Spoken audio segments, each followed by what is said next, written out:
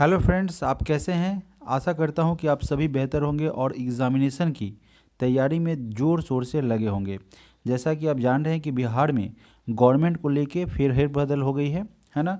तो इसके लेकर के आपके दिमाग में बहुत सारा प्रश्न उठ रहा होगा, तो कोई संशय की बात नहीं, आप अपनी तैयारी जारी रखेंगे।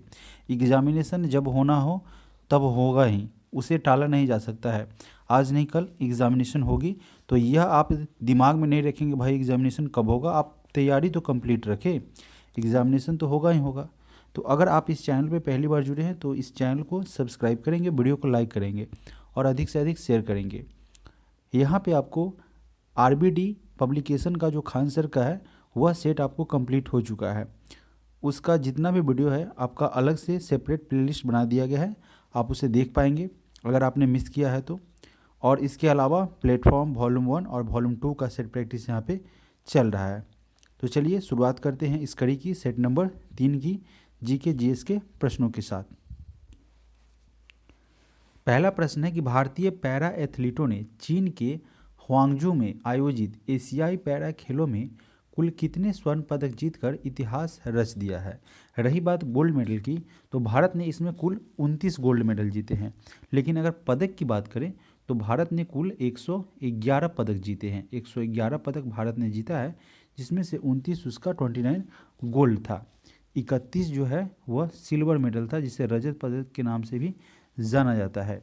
इसके अलावा 55 जो है वह ब्रॉन्ज मेडल था, ब्रॉन्ज मेडल था यानी कि कांस्य पदक। और इस 29 ये गोल्ड मेडल, 31 सिल्वर मेडल और 55 ब्रॉन्ज मेडल को जब आप ऐड करेंगे तो कुल पदक भारत के द्वारा 111 पदक जीता गया था। इस एशियाई पैरा खेल ओलंपिक की अगर बात करें तो एशिया पैरा खेल जो 2022 था उसका शुभंकर फेईफेई था। चलिए अब शुरुआत करते हैं प्रश्न संख्या 2 से। आगे बढ़ते हैं प्रश्न संख्या 2 की तरफ। कह रहा है कि भारतीय मूल की किस लेखिका को ब्रिटिश एकेडमी बुक प्राइज 2023 प्रदान किया गया है। तो यह जो है नंदिनी दास गुप्ता को, नंदिनी दास हैं उन्हें, जो कि क्या है भारतीय मूल की एक लेखिका है, ब्रिटिश एकेडमी बुक प्राइज के द्वारा इन्हें सम्मानित किया गया है। इसके अलावा जो हम प्रश्न संख्या 1 को जो डील किए थे उसमें एक और महत्वपूर्ण पॉइंट है। आपको कई बार होता है कि ध्वजवाहक का नाम पूछ लेता है, तो यह जो एशिया पैरा खेल था उसमें ध्वजवाहक भारत की तरफ से भारतीय ध्वजवाहक थे पारुल परमार, जो कि क्या है एक पैरा बैडमिंटन खिलाड़ी हैं। और अमित कुमार है, जो कि क्या है अमित कुमार सरोहा, वह एक पैरा क्लब थ्रोअर है। तो इसे भी हम याद रखेंगे। प्रश्न संख्या 3, तीसरे नंबर प्रश्न में कह रहा है कि यूनेस्को के द्वारा अमूर्त सांस्कृतिक विरासत की सूची में शामिल गरबा किस राज्य से है। तो गरबा का संबंध गुजरात से है। गुजरात में गरबा जो है वह 9 दिवसीय जब नवरात्रा होता है उसी के दौरान, जो कि हिंदू का एक प्रसिद्ध त्यौहार है, उसी के दौरान यह गरबा जो है एक गुजराती लोक नृत्य है। इसका क्या किया जाता है, प्रदर्शन किया जाता है, या एक तरीके से कह सकते हैं इस नृत्य का यहाँ पे इस पर्व के दौरान, इस फेस्टिवल के दौरान इस नृत्य को किया जाता है। प्रश्न संख्या 4, उत्तर कोरिया और दक्षिण कोरिया को अलग करने वाली अंतर्राष्ट्रीय सीमा रेखा को किस नाम से जाना जाता है। तो इसे सैन्य सीमांकन रेखा के नाम से जानते हैं। यह उत्तर कोरिया और दक्षिण कोरिया को अलग करने वाली अंतर्राष्ट्रीय सीमा रेखा है। इसके अलावा यह जो आपका 49वां पैरेलल रेखा है, तो यह 49वां पैरेलल रेखा है वह यूएसए और कनाडा को अलग अलग करती है। यूएसए और कनाडा, ठीक है ना, इस दोनों को अलग करती है। यानी कि इसी के माध्यम से 49वां पैरेलल यानी कि समानांतर जो रेखा है उसके माध्यम से यूनाइटेड स्टेट और कनाडा अलग होता है। इसके बाद है रेड क्लिफ रेखा। आप तो सभी जानते हैं, रेड क्लिफ से वाकिफ़ है, भारत और पाकिस्तान के बीच खींची गई एक रेखा है। इसके अलावा अगर हम बात करें ऑप्शन नंबर डी में जो है 24वां पैरेलल रेखा, तो यह क्या है भारत और पाकिस्तान के मध्य जो है वह कक्ष के क्षेत्र में घेरा गया है। भारत पाकिस्तान और भारत के मध्य, पाकिस्तान और भारत के मध्य कहाँ पे, कक्ष में, कच्छ में। लेकिन भारत क्या है इस सीमा रेखा को मानने से इनकार करता है। अगला प्रश्न है प्रश्न संख्या 5, भूटान की सीमा इनमें से किस भारतीय राज्य से जुड़ी नहीं है। पूछा गया है कि भूटान की जो सीमा है इसमें से किस भारतीय राज्य से नहीं जुड़ा हुआ है। तो यह जो है असम से लगता है, सिक्किम से लगता है, पश्चिम बंगाल से लगता है, इसके अलावा अरुणाचल प्रदेश से लगता है, अरुणाचल प्रदेश से लगता है, ठीक है, लेकिन यह उड़ीसा से नहीं लगता है। तो इसका आंसर क्या हो जाएगा? Option number D. इसके अलावा अगर हम बात करें कि सबसे ज़्यादा सर्वाधिक राज्यों की सीमा से कौन सा राज्य की सीमा लगता है, तो उत्तर प्रदेश हो जाएगा। उत्तर प्रदेश की सीमा जो है, उत्तर प्रदेश की सीमा वह जो है सर्वाधिक राज्यों से लगती है, सर्वाधिक राज्यों से लगती है, सर्वाधिक राज्यों से लगती है। इसके अलावा अगर बात करें कि भारतीय राज्य में कौन सी जो तटरेखा है वह सबसे लंबी है, तो सबसे ज़्यादा लंबी तटरेखा है वह है सबसे ज़्यादा गुजरात राज्य की तटरेखा, जो सबसे क्या है लंबी है, जिसकी लंबाई है 1214.70 किलोमीटर। प्रश्न संख्या 6, छठे नंबर प्रश्न में कह रहा है कि किस देश अथवा भारतीय राज्य को प्राचीन समय में कामरूप के नाम से जाना जाता था? तो यह नाम था असम का। असम राज्य को प्राचीन समय में, पूर्व के समय में कामरूप के नाम से जाना जाता था। यह जो आपका कामरूप है, कामरूप इस राज्य का साक्ष्य आपका समुद्रगुप्त का इलाहाबाद जो अभिलेख है, इलाहाबाद अभिलेख वहाँ पे देखने को मिलता है। साक्ष्य जो है वहीं से प्राप्त होता है, इलाहाबाद अभिलेख जो कि समुद्रगुप्त का है, उससे इस कामरूप राज्य का यहाँ पे जिक्र देखने को मिलता है, उल्लेख देखने को मिलता है। इसके अलावा थाईलैंड की अगर बात की जाए तो इसका पुराना नाम जो है, थाईलैंड का पुराना नाम अस्थाम था, अस्थाम था थाईलैंड का पुराना नाम। इसके अलावा श्रीलंका की अगर बात की जाए तो इसका पुराना नाम जो था वह सिलोन था, श्रीलंका का पुराना नाम सिलोन था। अगला प्रश्न है प्रश्न संख्या 7। 7वें नंबर प्रश्न में कह रहा है कि भारत के किस राज्य को लुढ़कती पहाड़ियों की भूमि के नाम से जाना जाता है? लुढ़कती पहाड़ियों की भूमि के नाम से मिजोरम को जाना जाता है। फरवरी 1987 में मिजोरम राज्य की स्थापना की गई थी और 1972 ईस्वी में केंद्र शासित राज्य बनाने से पूर्व मिजोरम असम का भाग हुआ करता था। अगर हम बात करें मिजोरम की तो इसकी राजधानी, मिजोरम की राजधानी आइजोल है, मिजोरम की राजधानी आइजोल है। और यहाँ के मुख्यमंत्री की बात करें तो मुख्यमंत्री है लाल दुहावा, लाल दुहावमा, इनका नाम है लाल दुहावमा। अलग टाइप का नाम है, लेकिन आप याद रखेंगे, कभी कभी चीफ मिनिस्टर भी पूछ दिया जाता है। प्रश्न संख्या 8, विद्या पिल्लई किस खेल से संबंधित है? इनका संबंध साथियों स्नूकर से है, यह स्नूकर खेल से संबंधित है। इन्हीं के द्वारा हाल ही में जो कतर में आयोजित हुआ था IBSF 6 रेड स्नूकर, उस विश्व चैंपियनशिप का खिताब इन्होंने ही जीता है। प्रश्न संख्या 9, मंगल ऑर्बिटर मिशन जिसको MOM के नाम से जानते हैं, मंगलयान को किस वर्ष में प्रक्षेपित किया गया था? तो इसे प्रक्षेपित किया गया था 2013 में, ठीक है। अगर हम बात करें कि इसे किस सैटेलाइट के द्वारा, किस प्रक्षेपण यान के द्वारा, यह जो सैटेलाइट है MOM मंगल, तो इसे किस प्रक्षेपण यान के द्वारा प्रक्षेपित किया गया था? एग्जामिनेशन में ऐसा आ जाएगा, तो आप याद रखेंगे PSLV C-25। एग्जामिनेशन में ऐसा भी होता है दोस्तों कि PSLV का फुल फॉर्म पूछा जाता है, तो इसका फुल फॉर्म होता है polar satellite, polar satellite launch vehicles, launch vehicles इसका फुल फॉर्म होता है, पूर्ण नाम। प्रश्न संख्या 10, 10वें नंबर प्रश्न कह रहा है कि रविंद्रनाथ टैगोर को किस वर्ष में नोबेल पुरस्कार से सम्मानित किया गया था? तो उन्हें नोबेल पुरस्कार 1913 में गीतांजलि के लिए प्रदान किया गया था। गीतांजलि के लिए 1913 में उन्हें नोबेल पुरस्कार से सम्मानित किया गया था।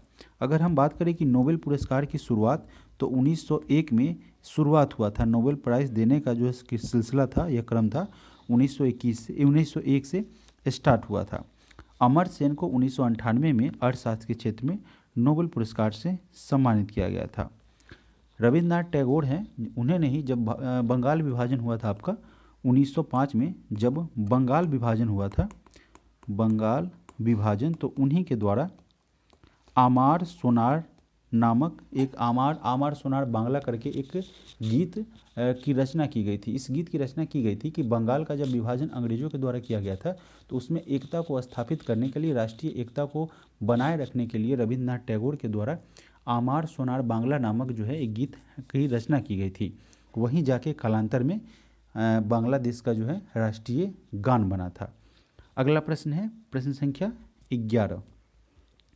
प्रसिद्ध पुस्तक उपन्यास पोस्ट ऑफिस के लेखक कौन है? तो इसे लिखा गया है रविंद्रनाथ टैगोर के द्वारा। पोस्ट ऑफिस जो है वह क्या है? एक उपन्यास है और इसके रचयिता है, लिखने वाले हैं, लेखक है रविंद्रनाथ टैगोर, इन्हीं की कृति है। इसके अलावा अगर हम बात करें तो मुल्क राज आनंद के द्वारा जो है वह साथियों अनटचेबल पुस्तक को लिखा गया है।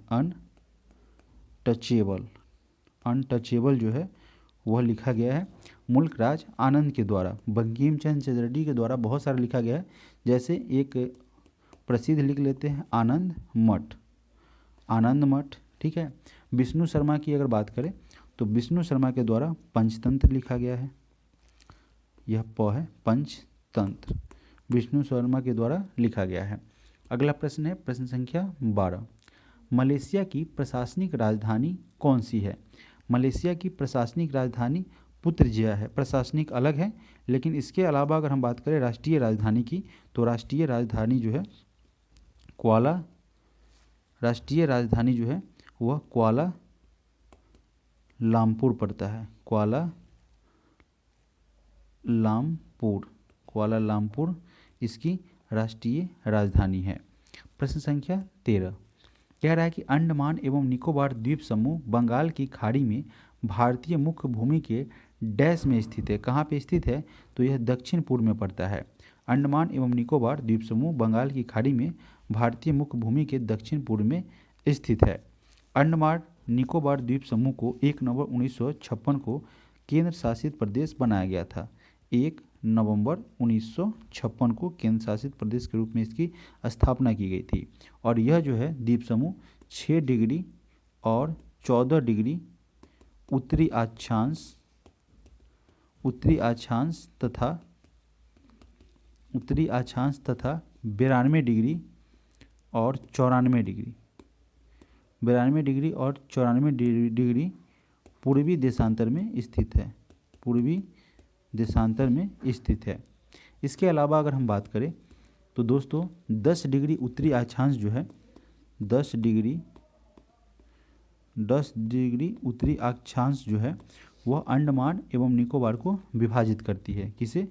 अंडमान और निकोबार को डिवाइड करती है। आप यह भी याद रखेंगे किस चैनल के द्वारा अंडमान और निकोबार डिवाइड होता है, तो 10 डिग्री उत्तरी अक्षांश के द्वारा। अगला प्रश्न है प्रश्न संख्या 14।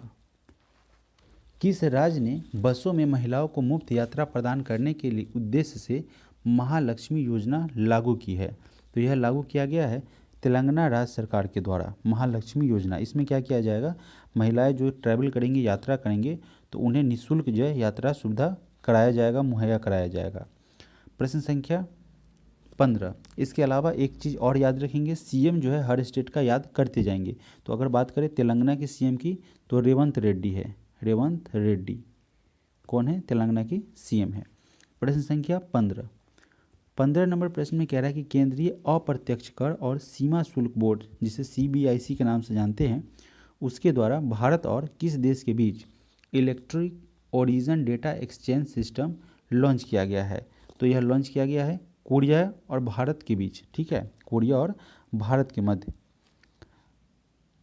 प्रश्न संख्या 16 में आपका मैथ है, तो मैथ के प्रश्न को इस वीडियो में नहीं करना है। इससे ये जो वीडियो है उसमें सिर्फ जीके जीएस की क्लास चलेगी। प्रश्न संख्या 31 यहाँ पे कह रहा है कि मिस वर्ल्ड प्रतियोगिता 2023 किस देश में आयोजित किया गया था? तो इसका आयोजन जो है वह भारत में हुआ था। मिस वर्ल्ड प्रतियोगिता 2023 का आयोजन, ठीक है। इस प्रतियोगिता को सेनिस पलासियोस के द्वारा जीता गया। प्रश्न संख्या 32 कह रहा है कि वह हड़प्पा कालीन नगर जिसका प्रतिनिधित्व लोथल व पुरातत्व स्थल करता है किस नदी तट पर स्थित है? तो यह आपका भोगवा नदी पर स्थित है। कहाँ पे? वर्तमान में यह लोथल गुजरात के अहमदाबाद नगर में स्थित है। अहमदाबाद नगर जिला पड़ता है गुजरात में, वहाँ पे यह भोगवा नदी स्थित है। प्रश्न संख्या 33 नंबर प्रश्न में कह रहा है कि भारतीय राष्ट्रीय कांग्रेस ने पहला असहयोग आंदोलन किस वर्ष शुरू किया। इस आंदोलन को पहली बार 1920 में शुरू किया गया था। असहयोग आंदोलन के समय गांधी जी ने कैसर ए हिंद की उपाधि को वापस कर दिया था ब्रिटिश को, जो ब्रिटिशों के द्वारा उन्हें यह उपाधि से सम्मानित किया गया था। चौरी चौरा घटना के बाद गांधी जी ने 12 फरवरी 1922 को असहयोग आंदोलन को वापस कर लिया था। 12 फरवरी 1922 को क्या किया था, चौरी चौरा घटना जो हुआ था उसके बाद असहयोग आंदोलन को उन्होंने वापस कर लिया था। इसी के बाद यहाँ पे मोतीलाल नेहरू और चित्तरंजन दास के द्वारा जो है स्वराज पार्टी की स्थापना की गई थी। प्रश्न संख्या 34 नंबर प्रश्न में कह रहा है कि महात्मा गांधी जब द्वितीय गोलमेज सम्मेलन सभा में भाग लेने लंदन गए थे, लंदन में ठहरे थे, तो कहाँ पे पूछ रहा है कि महात्मा गांधी जब द्वितीय गोलमेज सभा में भाग लेने लंदन गए थे तो ठहरे थे, कहाँ पे ठहरे थे, तो किंग्सले हॉल में वो ठहरे थे। यहाँ पे बात हो रही है गोलमेज सम्मेलन की, तो हमें 2-3 चीज़ याद रखना है कि प्रथम गोलमेज सम्मेलन, ठीक है ना, द्वितीय तो सेकेंड और थर्ड। तो पहला गोलमेज सम्मेलन साथियों आप जानते हैं कि 30 में हुआ था, 1930 में, 19 पूरा लिख देते हैं, और दूसरा हुआ था 1931 में, और तीसरा हुआ था आपका 1932 में। इसे आप याद रखेंगे। और महात्मा गांधी जो थे वह प्रथम गोलमेज सम्मेलन में भाग नहीं लिए थे, द्वितीय गोलमेज सम्मेलन में वह भाग लिए थे। इसके अलावा एक प्रश्न और आता है गोलमेज सम्मेलन से कि तीनों गोलमेज सम्मेलन में भाग लेने वाले, तो वह हो जाएंगे अंबेडकर साहब, बाबा साहेब भीमराव अंबेडकर। वह क्या थे, तीनों गोलमेज सम्मेलन में शामिल होने वाले प्रतिनिधि थे भारत की तरफ से। गांधी इरविन समझौता की अगर बात करें तो इसे दिल्ली पैक्ट के नाम से भी, दिल्ली समझौता के नाम से भी जाना जाता है। प्रश्न संख्या 35 नंबर प्रश्न में पूछा गया है कि आज़ाद हिंद फौज दिवस किस तिथि को मनाया जाता था, तो अभी भी वर्तमान में मनाया जाता है। तो पूछा गया है उस समय कि आज़ाद हिंद फौज दिवस कब मनाया जाता है। वैसे तो अभी वर्तमान में इसे मनाने वाले की संख्या बहुत कम है, लेकिन फिर भी इसे सेलिब्रेट किया जाता है। पूछा यह गया है कि कब मनाया गया था, तो इसे मनाया गया था 12 नवंबर 1945 को। 5 से 11 नवंबर 1945 तक आज़ाद हिंद फौज के सिपाहियों RK सहगल, शाहनवाज तथा गुरु बख्श सिंह ढिल्लन पर लाल किले में मुकदमा चला था, और उस मुकदमा में इनके तरफ से जो बचाव पक्ष था उसकी वकालत की थी भूला भाई देसाई, और उनके सहयोगी थे आशफ अली, तेज बहादुर सप्रू और कैलाशनाथ काटजू। जवाहरलाल नेहरू ने भी इस मुद्दा पर अदालत में बहस किया था। प्रश्न संख्या 36 कह रहा है कि निम्नलिखित में से नृत्य का शास्त्रीय रूप कौन सा है। शास्त्रीय रूप की अगर बात करें, देखिए प्रश्न में अगर नहीं समझेंगे तो दिक्कत होगा। कह रहा है कि निम्नलिखित में से नृत्य का शास्त्रीय रूप कौन सा है, तो यह आपका हो जाएगा मणिपुरी, यह शास्त्रीय रूप है। मयूरभंज, चांग और भांगड़ा यह शास्त्रीय रूप नहीं है। यह भांगड़ा आप पंजाब में भी आपको देखने को मिलेंगे, चांग जो है आपका राजस्थान में देखने को मिलेगा। चांग कहाँ मिलेगा, राजस्थान में। और मयूरभंज की अगर बात करें तो यह आपका पश्चिम बंगाल, बिहार, कई सारे राज्यों में, उड़ीसा वगैरह में देखने को आपको मिल जाएंगे। अगला प्रश्न है प्रश्न संख्या 37। प्रश्न संख्या 37 में कह रहा है कि किस भारतीय राज्य में सामाजिक उत्सव छपार मेला आयोजित किया जाता है। छपार मेला आपका कहाँ, इसका आयोजन किया जाता है पंजाब में इसका आयोजन किया जाता है। अगला प्रश्न है प्रश्न संख्या 38 कह रहा है कि पश्चिमी तटीय मैदान के विभाजन के संदर्भ में निम्नलिखित में से कौन सा युग्म सही सुमेलित नहीं है, कौन सा आपका गलत है। तो देखिए महाराष्ट्र कोंकण तट सही है, केरल कोरोमंडल तट जो है वह आपका गलत है। अगर आप कोरोमंडल तट की अगर बात करेंगे तो देखिए पूर्वी तटीय जो मैदान होता है उसका दक्षिणी भाग कोरोमंडल तट के नाम से जाना जाता है। तो यहाँ पे क्या हो जाएगा, यह आपका केरल जो है वह गलत हो जाएगा। आंध्र प्रदेश से लेकर के तमिलनाडु तक का जो तटीय मैदान होता है, तमिलनाडु के तट तक का जो मैदान होता है उसी तटीय मैदान को कोरोमंडल तट के नाम से जाना जाता है। तो यहाँ पे केरल लिखा हुआ है, तो यह आपका गलत हो जाएगा। गुजरात काठियावाड़ तट सही है। कर्नाटक मैंगलोर तट, यह भी आपका सही है। प्रश्न संख्या 39 कह रहा है कि भारत में पहली कपड़ा मिल कहाँ संचालित हुई थी। पहली कपड़ा मिल का जो है संचालन वह बॉम्बे में हुआ था, कावासाजी डाबर के द्वारा, है ना। वह जो है इसके संस्थापक थे सर्वप्रथम सबसे पहले 1854 में। कहाँ पे? 1854 में मुंबई में हुआ था और कावासाजी डाबर के द्वारा इसकी स्थापना की गई थी। अगला प्रश्न है प्रश्न संख्या 40।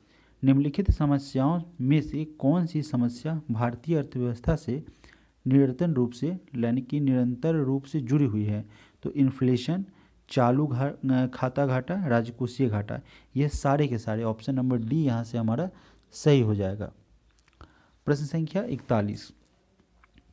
निम्न में से किसे म्यूनिख समझौता में शामिल नहीं किया गया था?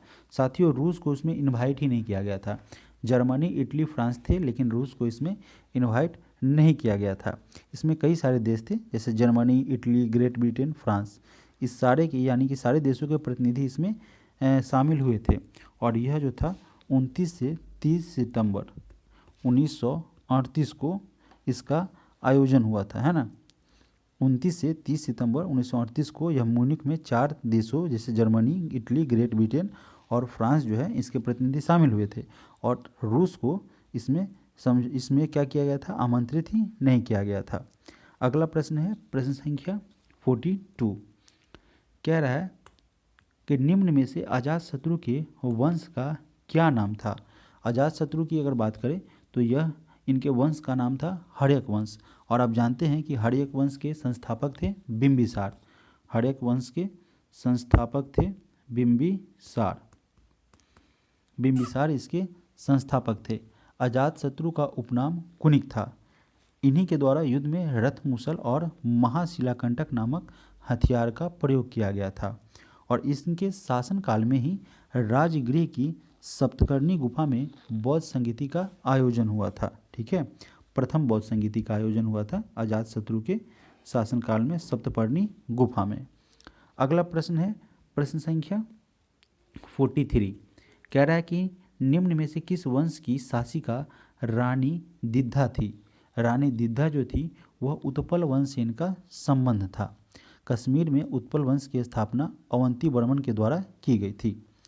प्रश्न संख्या 44।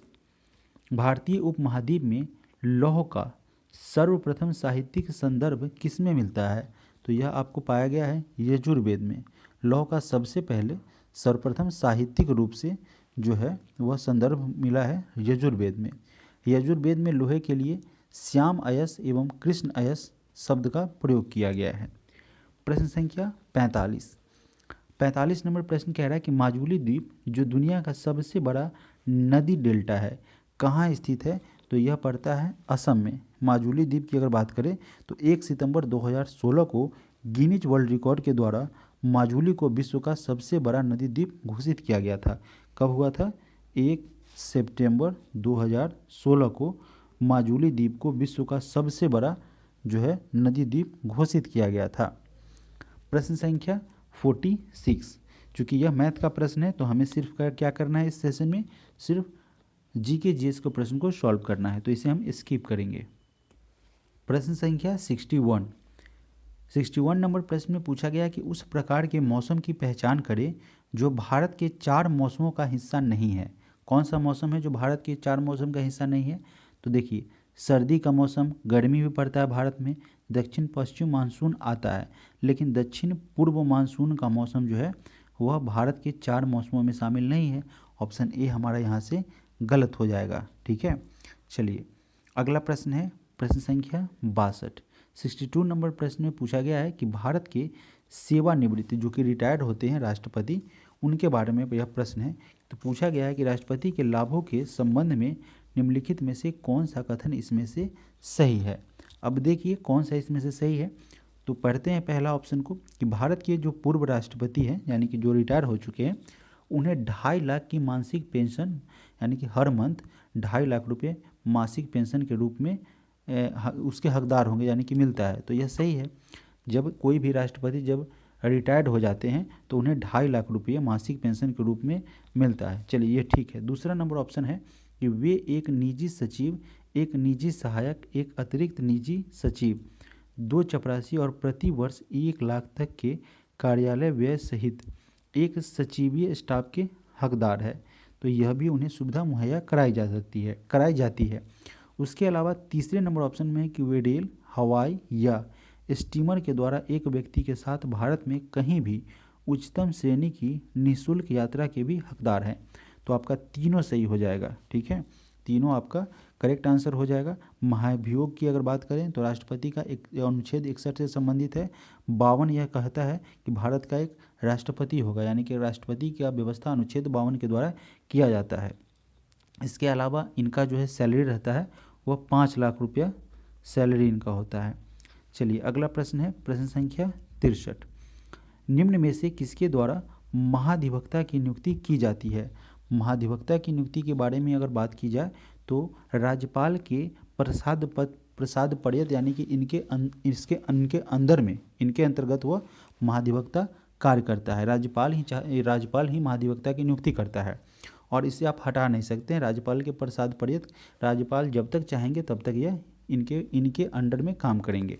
ठीक है, तो ऑप्शन नंबर बी हमारा यहाँ से आंसर हो जाएगा। और यह जो है इसकी व्यवस्था अनुच्छेद 165 के द्वारा राज्यपाल के द्वारा महाधिवक्ता की नियुक्ति की व्यवस्था की गई है, अनुच्छेद 165 के द्वारा। प्रश्न संख्या 64 कह रहा है कि संविधान प्रारूप समिति के समक्ष प्रस्तावना का प्रस्ताव किसने रखा था? तो यह प्रस्ताव जवाहरलाल नेहरू के द्वारा रखा गया था। और बात करें संविधान की प्रस्तावना का जो मॉडल की अगर बात करें तो वो मॉडल जो है वी.एन. राव के द्वारा जो है तैयार किया गया था। जवाहरलाल नेहरू ने संविधान प्रारूप समिति के समक्ष प्रस्तावना का प्रस्ताव जो है वह 13 दिसंबर 1946 को रखा था। 13 दिसंबर 1946 को रखा था और 22 जनवरी 1947 को जो है इसे स्वीकार कर लिया गया था। आपसे प्रश्न यह भी पूछा जाएगा कि प्रारूप समिति के अध्यक्ष कौन थे? तो यह कई बार पूछा भी जा चुका है प्रीवियस ईयर एग्जामिनेशन में। तो यह थे बाबा साहेब भीमराव अंबेडकर। लिखने की कोई ज़रूरत नहीं है।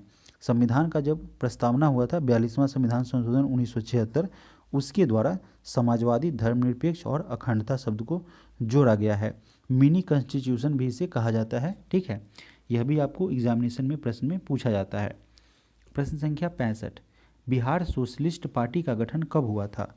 बिहार सोशलिस्ट पार्टी का गठन 1931 में किया गया था। इसके सदस्य में गंगा शरण सिंह, योगेंद्र शुक्ल, अब्दुल बारी और कई सारे थे, जैसे कर्पूरी ठाकुर भी थे, रामवृक्ष बेनीपुरी भी इसमें सदस्य थे। कांग्रेस सोशलिस्ट पार्टी का गठन जो है वह 17 मई 1934 को हुआ था। 17 मई 1934 को किया गया था।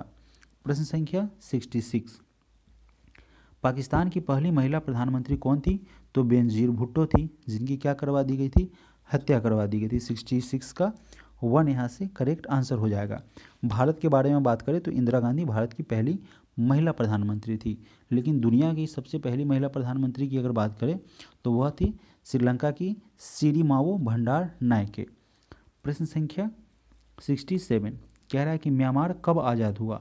म्यांमार की अगर बात करें तो म्यांमार जो है वह 4 जनवरी 1948 को आज़ाद हुआ। भारत सरकार अधिनियम 1935 से बर्मा को भारत से अलग किया गया था और 1857 की क्रांति में भाग लेने के कारण अंग्रेजों के द्वारा बहादुर शाह जफर को बंदी बना लिया गया और रंगून भेज दिया गया। तो रंगून कहाँ पड़ता है? बर्मा में पड़ता है। ठीक है, अगला प्रश्न है प्रश्न संख्या 68 रूस की मुद्रा का क्या नाम है? रूस के करेंसी की अगर बात करें तो उसे रूबल कहते हैं। ठीक है, ऑप्शन नंबर सी हमारा यहाँ से सही आंसर हो जाएगा। रूस की राजधानी मॉस्को है और वहाँ के अभी प्रेसिडेंट कौन है? रूस के प्रेसिडेंट की अगर बात करें तो पुतिन साहब हैं। प्रश्न संख्या 69 हिंदी किस लिपि में लिखी जाती है? देवनागरी लिखी जाती है। तो 69 का ऑप्शन नंबर ए यहाँ से करेक्ट आंसर हो जाएगा। अगला प्रश्न है प्रश्न संख्या 70 किस पंचवर्षीय योजना के समय भारत में पंचायती राज व्यवस्था को पहली बार लाया गया था? तो द्वितीय पंचवर्षीय योजना जो हुई थी 1956 से लेके 1961 तक, है ना, 1956 से लेकर जब 61 तक हुई थी, उसी द्वितीय पंचवर्षीय योजना में भारत में पंचायती राज व्यवस्था को प्रथम बार लाया गया था। यह जो है पीसी महालनोबिस मॉडल पर आधारित थी। पीसी महालनोबिस मॉडल पर आधारित थी। और प्रथम पंचवर्षीय योजना की बात करें तो यह 1951 से लेकर 1956 तक चला था, और यह जो था हेराल्ड डॉमर मॉडल पर आधारित था। हेराल्ड डॉमर मॉडल पर आधारित था। इस पंचायती राज व्यवस्था की अगर बात करें तो भारत में पंचायती राज प्रणाली को 2 अक्टूबर 1959 को जवाहरलाल नेहरू के द्वारा राजस्थान के नागौर जिले में इसे लाया गया था। नागौर जिले में पहली बार इसे स्थापित किया गया था 2 अक्टूबर 1959 को। और त्रिस्तरीय पंचायती राज व्यवस्था का जनक जो थे बलवंत राय मेहता समिति थे। तो 71 का आपका आंसर क्या हो जाएगा? 71 का आंसर हो जाएगा, सॉरी 70 है ना, 70 नंबर प्रश्न का आंसर हो जाएगा द्वितीय पंचवर्षीय योजना, जो कि आपका 56 से 61 तक चला था, और उसी पंचायती राज व्यवस्था को पहली बार लाया गया था। ठीक है, प्रश्न संख्या 71, पंचायतों एवं नगर पालिकाओं के संबंध में भारतीय संविधान में किस वर्ष प्रावधान किया गया था? तो यह प्रावधान हुआ था 1993 में। पंचायत एवं नगर पालिका के संबंध में भारतीय संविधान में 1913 में प्रावधान किया गया था। 73वां संविधान संशोधन अधिनियम के बाद पंचायती राज अधिनियम का निर्माण करने वाला प्रथम राज्य आपका कर्नाटक था, और पंचायती राज को संवैधानिक दर्जा LM सिंघवी समिति के सिफारिश पर दिया गया था।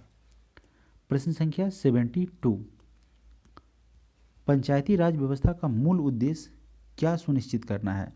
तो इसे अगर बात की जाए तो देखिए, विकास में जन भागीदारी, उसके अलावा राजनीतिक जवाबदेही, तीसरा लोकतांत्रिक विकेंद्रीकरण, वित्तीय संग्रहण की अगर बात करें तो फाइनेंशियल मोबिलाइजेशन का इसमें कोई जिक्र नहीं है।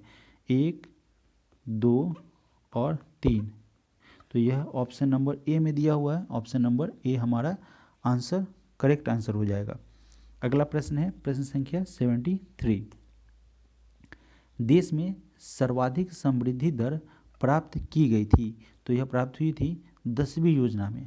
10वीं जो योजना थी उसमें सबसे ज़्यादा, 10वीं और 11वीं दोनों में जो है सबसे ज़्यादा सर्वाधिक समृद्धि दर प्राप्त की गई थी। आप इसे याद रखेंगे, सीधे सीधे डायरेक्टली प्रश्न आएगा। और आपका चूँकि बिहार SSC में प्रत्येक प्रश्न का 4 मार्क्स मिलता है, तो 4 नंबर आपका अगर नहीं आएगा तो यहाँ से चला जाएगा। बहुत ही साधारण सा प्रश्न है और पूछा गया हुआ प्रश्न है। 5वीं पंचवर्षीय योजना का मूल उद्देश्य क्या था? इसका मूल उद्देश्य था गरीबी हटाओ। ठीक है, गरीबी हटाओ इस 5वीं पंचवर्षीय योजना का मूल उद्देश्य था। अगला प्रश्न है प्रश्न संख्या 75, प्रधानमंत्री जनधन योजना के संदर्भ में निम्नलिखित कथनों पर विचार कीजिए। इसे कब शुरू किया गया था? तो साथियों इसे 2014 में शुरू किया गया था। इसके अंतर्गत लोगों को बैंक खाता खोलने के लिए प्रोत्साहित किया गया था, ताकि क्या हो कि अगर वो सेविंग अकाउंट खोलते हैं तो कोई भी गवर्नमेंट का जो बेनिफिट है तो डायरेक्टली उनके खाते में चला जाएगा। इस योजना से भी जो है प्रधानमंत्री जनधन खाता खुलवाया गया था।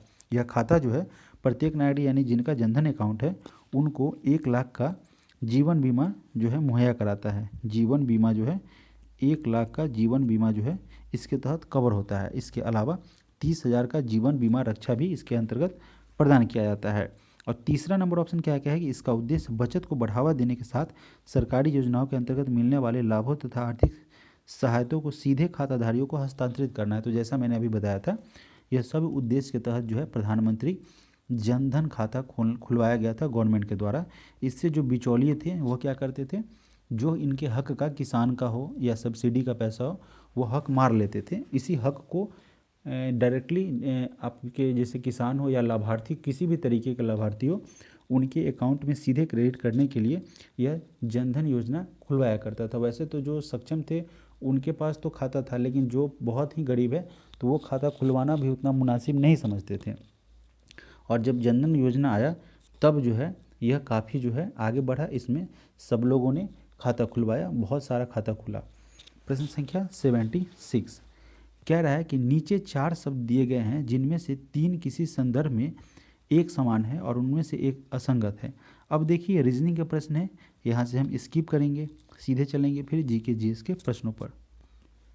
प्रश्न संख्या 91 में कह रहा है कि नौकरी पेशा लोगों के बीच लोकप्रिय बचत योजना, पूछ रहा है कि जो नौकरी पेशा में लगे हुए हैं उनके लिए, उनके बीच जो लोकप्रिय बचत योजना जो है वह लोक भविष्य निधि पीपीएफ पर वर्तमान में कितना ब्याज दिया जा रहा है, कितना ब्याज प्रोवाइड किया जा रहा है।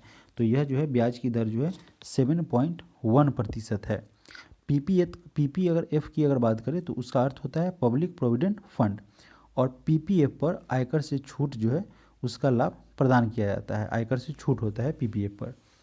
प्रश्न संख्या 92 कह रहा है निम्नलिखित में से किसने मिल्खा सिंह को फ्लाइंग सिख का खिताब दिया था। यह खिताब दिया गया था जनरल अयूब खान के द्वारा 1960 में, जो है 1960 में पाकिस्तान के तत्कालीन राष्ट्रपति अयूब खान हुआ करते थे और उन्होंने ही मिल्खा सिंह को फ्लाइंग सिख के नाम से पुकारा था। मिल्खा सिंह के द्वारा 1960 में 400 मीटर की रेस की अगर बात करें तो वह चौथे स्थान पर रहे थे। 400 मीटर की दौड़ में वह चौथे स्थान पर थे। प्रश्न संख्या 93 1978 से 1979 से ग्रामीण विकास का एक व्यापक कार्यक्रम प्रारंभ किया गया जिसका उद्देश्य ग्रामीण बेरोजगारी कम करना था। इस योजना का नाम क्या था। इस योजना को समन्वित ग्रामीण विकास कार्यक्रम के नाम से जाना गया, जो कि 1978 से 79 के दौरान यह जो है विकास व्यापक कार्यक्रम प्रारंभ हुआ था, जैसा कि प्रश्न में भी यहाँ पे दिया हुआ है। अगला प्रश्न है प्रश्न संख्या 94 भारत में गरीबी अनुमानों का आधार क्या है। कैसे आधार लगाता है गरीबी अनुमान का। तो इसका मेन होता है कि परिवार का उपयोग जो व्यय होता है उसके आधार पर, है ना। भारत में जो गरीबी अनुमान का जो आधार है परिवार का जो उपयोग व्यय है उसके आधार पर आप इसका अनुमान लगाया जाता है। अगला प्रश्न है प्रश्न संख्या 95 भारत की किस पंचवर्षीय योजना के अंतर्गत समाजवादी सिद्धांतों को अपनाया गया था। तो समाजवादी सिद्धांत को जो है वह द्वितीय पंचवर्षीय योजना, जो कि 1956 से 61 के दौरान चालू हुआ था, लगा था। इसी के दौरान द्वितीय पंचवर्षीय योजना के दौरान जो है समाजवादी सिद्धांत को अपनाया गया था और इसी के दौरान जो है पंचायती व्यवस्था की शुरुआत की गई थी। पंचायती व्यवस्था की शुरुआत की गई थी। प्रश्न संख्या 96 नंबर प्रश्न में पूछा गया है कि किस ताप पर जल का घनत्व जो है वह अधिकतम होता है। तो जल का घनत्व जो है वह 277 केल्विन पर सबसे ज़्यादा होता है। यहाँ के का मतलब केल्विन है। अगर जल का 4 डिग्री सेंटीग्रेड से कम ताप पर अगर रहे तो उस समय क्या होता है, उसका आयतन जो है वह घटता है और घनत्व बढ़ जाता है। प्रश्न संख्या 97 दो कण कुछ दूरी पर रखे गए हैं, यदि दोनों कणों के द्रव्यमान दोगुने कर दिए जाएं तथा इनके बीच की दूरी अपवर्तित रखें। देखिए द्रव्यमान को क्या करना है, पढ़िए फिर से। क्या कह रहा है कि यदि दोनों कणों के द्रव्यमान को दोगुना कर दिया जाए और जो दूरी है उसको अपवर्तित रखें तो इनके बीच का गुरुत्वाकर्षण बल क्या होगा। तो जाहिर सी बात है 4 गुना हो जाएगा। बात को समझिए, डिस्टेंस को नहीं बढ़ाया है, डिस्टेंस सेम है और द्रव्यमान जब बढ़ जाएगा तो यहाँ पे गुरुत्वाकर्षण क्या हो जाएगा, 4 गुना हो जाएगा। ऑप्शन नंबर बी हमारा यहाँ से सही हो जाएगा। प्रश्न संख्या 98 दो समानांतर धारावाही तार जिनमें एक ही दिशा में विद्युत धारा प्रवाहित हो रही है एक दूसरे को आकर्षित करते हैं, इसका कारण है।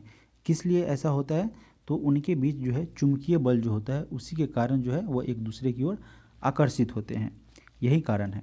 प्रश्न संख्या 99 जीव जो अधिक दूर के संबंधी हैं उनके डीएनए में अधिक अंतर होंगे, इस विचार के आधार पर निर्मित दृष्टिकोण को क्या कहा जाता है। तो इसे आणविक जाति वृत्ति के नाम से जाना जाता है। साथियों यह प्रश्न थोड़ा सा डिफिकल्ट होगा। देखिए अगर आप बायोलॉजी का कंप्लीट एनसीईआरटी एमसीक्यूज करना चाहते हैं कि भाई मेरा बायोलॉजी भी होना चाहिए, एनसीईआरटी आई नहीं, एनसीईआरटी का अगर कंप्लीट एमसीक्यूज करना चाहते हैं तो आप इस चैनल के प्लेलिस्ट में जाएंगे जो कि एनसीईआरटी एमसीक्यूज करके बनाया हुआ है। वहाँ से आप बायोलॉजी का कंप्लीट एमसीक्यूज टेस्ट दे सकते हैं या कंप्लीट वीडियो देख सकते हैं। और वहाँ से अगर आप कंप्लीट वीडियो देखते हैं, यह बायोलॉजी के ऊपर आधारित एनसीईआरटी एमसीक्यू है, तो आपके बहुत सारे प्रश्न जो है वह क्लियर हो जाएंगे। अगला प्रश्न है प्रश्न संख्या 99, कह रहा है कि जीव जो अधिक दूर के संबंधी हैं उनके डीएनए में अधिक अंतर होंगे। देखिए क्या कह रहा है, जो अधिक रिश्तेदारी में, जैसे मान लीजिए डायरेक्ट मेरा भाई है तो उसमें कॉमन थोड़ा हो सकता है, लेकिन जो अधिक दूरी के हैं तो उसमें डीएनए में अधिक अंतर होगा, अधिक डिफरेंसेज होगा। इस विचार के आधार पर निर्मित दृष्टिकोण को क्या कहा जाता है? उसे जो है आणविक जातिवृत्ति के नाम से जानते हैं। ऑप्शन नंबर ए हमारा यहाँ से करेक्ट आंसर हो जाएगा। डीएनए की अगर बात करें तो डीएनए फिंगरप्रिंटिंग की खोज जो है वो ब्रिटिश वैज्ञानिक अलेफ जेफरी के द्वारा किया गया था। और डीएनए फिंगरप्रिंटिंग एक तरीका है जिसके माध्यम से डीएनए नमूने के द्वारा किसी भी व्यक्तिगत पहचान के लिए इसका परीक्षण किया जाता है, टेस्ट किया जाता है। प्रश्न संख्या 100 कह रहा है कि अधिवृक्क ग्रंथियाँ मानव शरीर के किस अंग में स्थित होती है? तो यह आपका वृक्क में स्थित होती है, जिसे हम किडनी के नाम से जानते हैं। अधिवृक्क ग्रंथि मानव शरीर के किडनी में किडनी का अंग यानी कि जिसे वृक्क कहते हैं उसमें स्थित होता है। अधिवृक्क ग्रंथि वृक्क के ऊपर स्थित होता है और इसका मुख्य कार्य जो है वह तनाव की स्थिति में हार्मोन निकालना होता है, हार्मोन रिलीज करना होता है। अधिवृक्क ग्रंथि से निकलने वाला हार्मोन को जो होता है उसे लड़ो और उड़ो हार्मोन के रूप में जाना जाता है या कहा जाता है। लीवर में विटामिन ए डी के साथ लोहा एवं तांबा को क्या रहता है, स्टोर रहता है, संचित रहता है। अगला प्रश्न है प्रश्न संख्या 101, दांत जिसे रिंगवर्म कहते हैं किस प्रकार की बीमारी है? तो यह क्या है, एक फंगल इन्फेक्शन है, कवक की ये बीमारी है। कवक, फंगल को कवक के नाम से जाना जाता है, तो ये क्या है, एक फंगल इन्फेक्शन है। अगला प्रश्न है प्रश्न संख्या 102, कह रहा है कि साधारण नमक का रासायनिक नाम निम्नलिखित में से क्या है? सोडियम कार्बोनेट यानी कि NaCl। ऑप्शन नंबर बी आपका यहाँ से करेक्ट आंसर हो जाएगा। यहाँ पे सोडियम कार्बोनेट है, यहाँ पे कैल्शियम कार्बोनेट है, तो आंसर क्या हो जाएगा 102 का? सोडियम क्लोराइड होता है ना, कार्बोनेट नहीं होता है, सॉरी गलती हो गया, सोडियम क्लोराइड होता है NaCl। अगला प्रश्न है प्रश्न संख्या 103। प्रश्न संख्या 103 में कह रहा है कि चंद्रमा के पृष्ठ के निकट मुक्त रूप से गिरते विभिन्न द्रव्यमानों के दो पिंडों, उसमें क्या होता है, तो उसकी अगर बात करें तो एक वेग किसी भी क्षण समान होंगे। इसके वेग जो है किसी भी क्षण क्या होंगे, समान होंगे।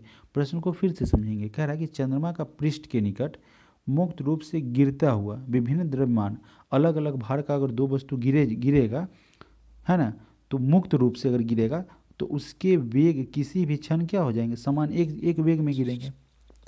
प्रश्न संख्या 104, धारावाहक तार कैसा होता है? धारावाहक तार जो है वह न्यूट्रल होता है। ऑप्शन नंबर सी हमारा यहाँ से करेक्ट आंसर हो जाएगा। प्रश्न संख्या 105 नंबर प्रश्न में कह रहा है कि यौन संचारित रोग के संबंध में निम्नलिखित में से कौन सा विकल्प जो है ऑप्शन है आपका सही है। अब देखिए, यौन संचारित रोग किसी संक्रमित व्यक्ति से किसी असंक्रमित व्यक्ति में यौन संपर्क के माध्यम से संचारित होने वाला संक्रमण है। और दूसरा कह रहा है कि HIV, HPV और हेपेटाइटिस बी विषाणु STD के लिए जिम्मेदार है, तो यह भी आपका सही है। एड्स की बात करें तो एड्स का फुल फॉर्म होता है एक्वायर्ड इम्यूनो डिफिशियंसी सिंड्रोम। 1 दिसंबर को एड्स के प्रति जागरूकता के लिए 1 दिसंबर को एड्स दिवस के रूप में मनाया जाता है। HIV की अगर बात करें तो उसका फुल फॉर्म होता है ह्यूमन इम्यूनो वायरस। ठीक है, चलिए अगला प्रश्न है प्रश्न संख्या 106, रीजनिंग के प्रश्न है। तो हमें क्या करना है, GK GS के प्रश्न को देखना है, इसे स्किप करते हैं। प्रश्न संख्या 121 में कह रहा है कि आप उस प्रकार की औषधि को क्या कहते हैं जो प्राकृतिक संदेशवाहक की नकल करके ग्राही को सक्रिय कर देती है, यानी कि एक्टिव कर देती है। तो उसे जो है एगोनिस्ट के नाम से जानते हैं। पढ़ते हैं इसके बारे में, थोड़ा सा डिटेल्स जानते हैं। उस प्रकार का औषधि जो प्राकृतिक संदेशवाहक का नकल करता है, कॉपी करता है, उस ग्राही को क्या कर देता है, सक्रिय कर देता है, उसे एगोनिस्ट का एक नाम से जाना जाता है या उसे एगोनिस्ट कहा जाता है। शरीर में 2 तंत्र कोशिकाएं एवं पेशियों के मध्य संदेश का संचार कुछ रसायनों के द्वारा होता है और इन रसायनों को रासायनिक संदेशवाहक कहा जाता है। एगोनिस्ट जो है वह प्राकृतिक रासायनिक संदेशवाहक की कमी होने पर लाभदायक होता है। प्रश्न संख्या 122, अपस्मार जिसे मृगी के नाम से जानते हैं, शरीर का कौन सा अंग प्रभावित होता है?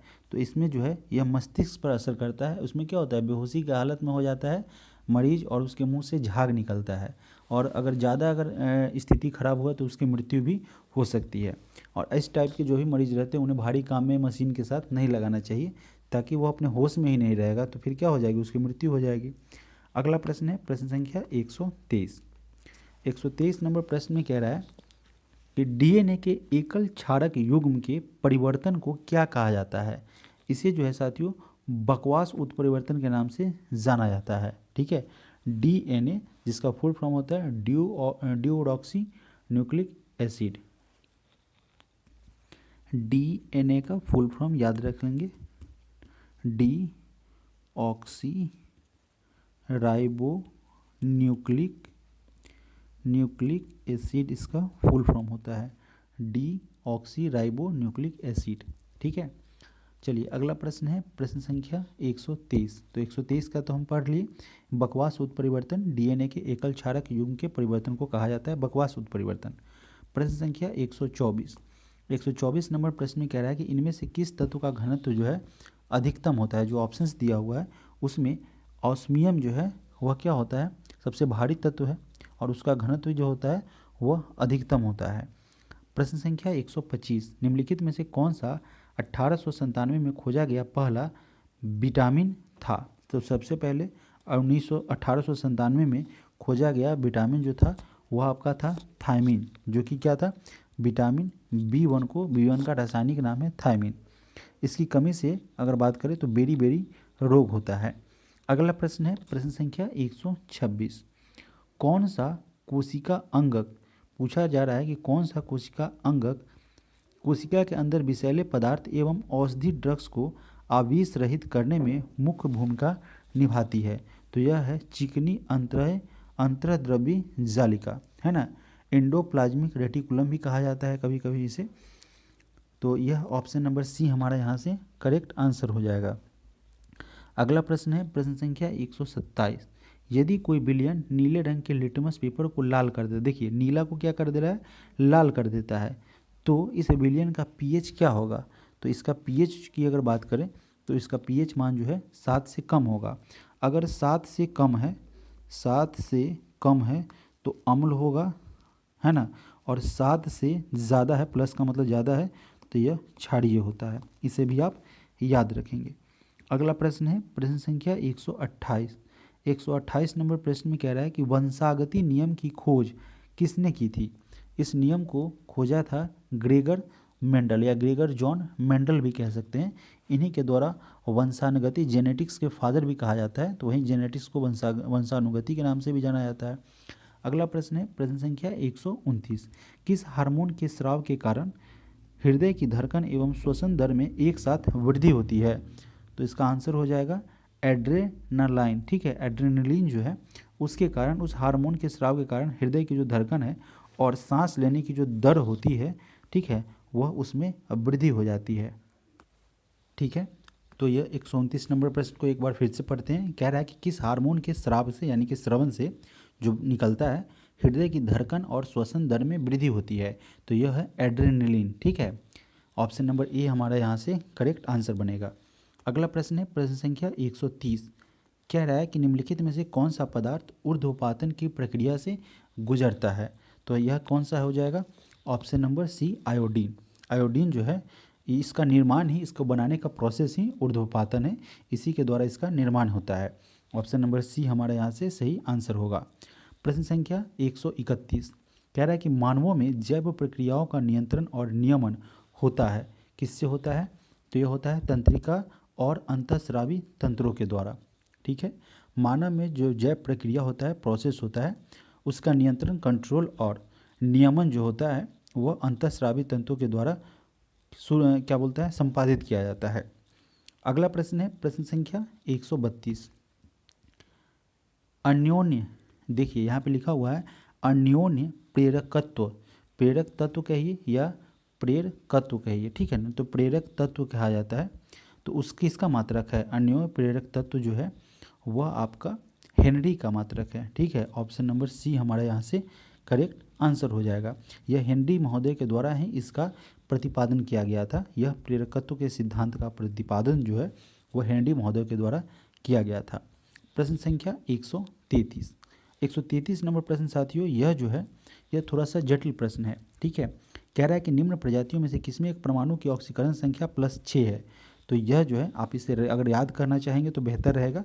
Option number D CrO2Cl2। ठीक है, उसमें क्रोमियम के एक परमाणु की ऑक्सीकरण संख्या जो है वह क्या होती है, 6 होती है।